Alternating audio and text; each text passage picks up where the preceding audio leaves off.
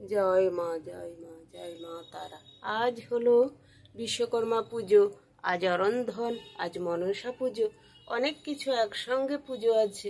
যে যেভাবে ঈশ্বরকে ডাকবেন সে সেভাবে ঈশ্বরের করুণা পাবেন। আজ বিশ্বকর্মা পুজো, বিশেষ করে অনেক অনেক জায়গায় বিশ্বকর্মা পুজোর মহা আড়ম্বরে পুজো হয়, খুব ধুমধাম করে বিশ্বকর্মার পুজো হয়। আসলে প্রভু কি রূপে কখন পুজো নেন সেটাই হলো কথা। যখন যে রূপে তিনি পুজো পান। আসলে হলেন বিশ্বকর্মা, হলেন দেব শিল্পী, দেব কারিগর। তিনি সমস্ত কিছু রচনা করেছেন।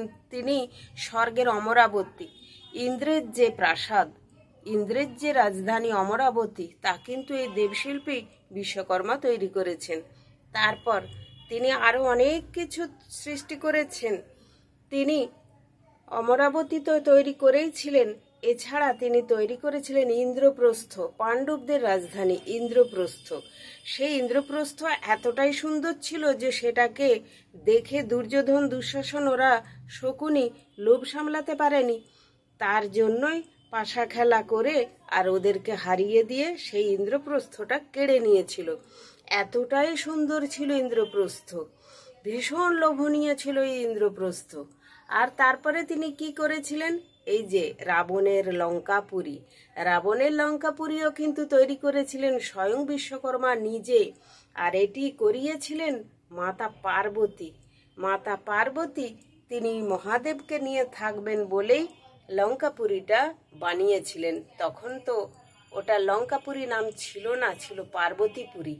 তো পুজো করতে এসে রাবণের বাবা ওটি নিয়ে নিয়েছিলেন বলে মাতা দুর্গা অভিশাপ দিয়েছিলেন যে একদিন এই সোনার পুরী পুড়ে ছাই হয়ে যাবে। তাই হয়ে গেছিল। এই সমস্তই বিশ্বকর্মা সৃষ্টি। এছাড়াও মর্তে যাবতীয় কিছু আপনি ভালো ভালো স্থাপত্য নিদর্শন দেখতে পাচ্ছেন, সবকিছু বিশ্বকর্মার সৃষ্টি। বিশ্বকর্মা নইলে কে সৃষ্টি করবে? এত বড় বড় ইঞ্জিনিয়ার, এই সমস্ত বিশ্বকর্মার সৃষ্টি। এত নানা রকমের যন্ত্রপাতি, সমস্ত বিশ্বকর্মার সৃষ্টি। সূক্ষ্ম সূক্ষ্ম যা কাজ, সমস্ত কিছু বিশ্বকর্মার সৃষ্টি। তিনি মানুষের মধ্যেই আছেন, তিনি মানুষের মধ্যেই। জগন্নাথ মূর্তিকে তৈরি করেছিলেন, সেও কিন্তু বিশ্বকর্মা। জগন্নাথের মন্দিরকে নির্মাণ করেছিলেন, সেও কিন্তু বিশ্বকর্মা। এরকম অনেক অনেক নিদর্শন আছে বিশ্বকর্মার। আমাদের মর্তে এত বড় বড় যে বাড়ি দেখছেন, এত বড় বড় মন্দির, সমস্ত কিছু কিন্তু বিশ্বকর্মা সৃষ্টি। তাই তার অবদানকে কিছুতেই আমরা অবহেলা করতে পারি না। বাড়িতে অবশ্যই বিশ্বকর্মার পুজো করবেন। বাড়িতে যার একটি ছোট্ট হলেও সাইকেল আছে, পুজোর দিনে সাইকেলটি ভালো করে পরিষ্কার পরিচ্ছন্ন করে একটু সিঁদুরের টিপ দিয়ে একটা ছোট্ট মালা দিয়ে দেবেন।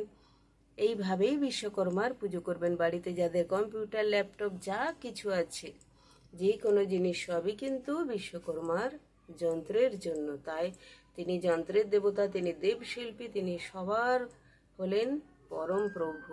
তাই সবাই চেষ্টা করবেন তার পুজো দিতে।